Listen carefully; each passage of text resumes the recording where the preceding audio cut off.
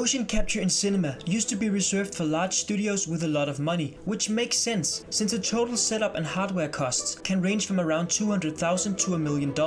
This will of course vary depending on the production.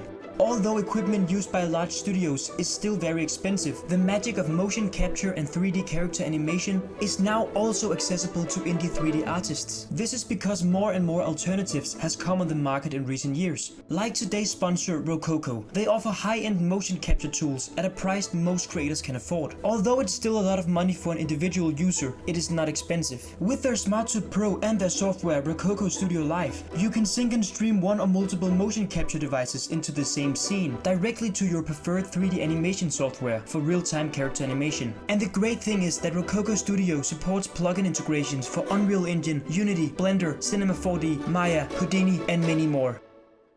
In the opening scene for this video, I used Rokoko's facial motion capture features. Let me walk you through the process.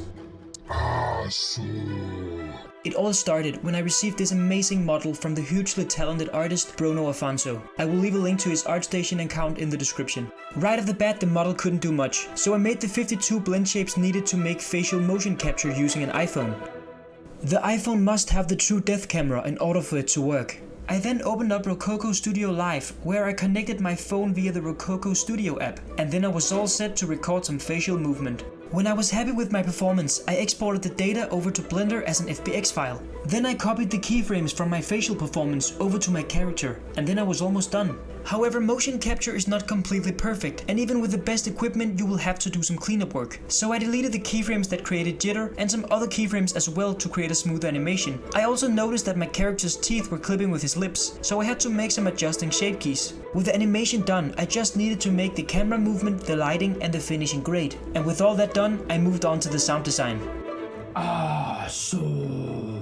And that was a wrap. Motion capture is sure enough an unbelievable technology that makes the whole process from idea to reality much simpler. I will be doing tutorials in the future where I will work with Mocap, and I'm super excited to see just how crazy results I can get. I really hope that even more people will have access to Mocap technology in the future, so creators can unleash their imagination.